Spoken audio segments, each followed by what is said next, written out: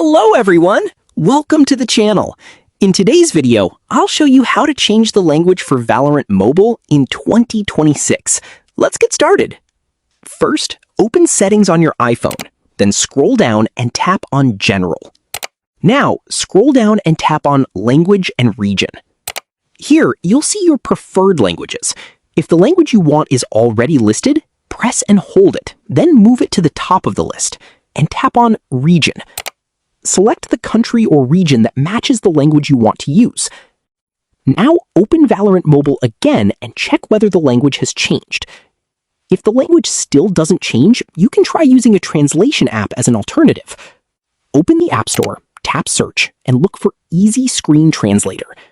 Install the app and use it to translate text displayed on your screen while playing, and that's it! If this tutorial helped you, don't forget to like the video and subscribe to the channel for more gaming and tech tutorials.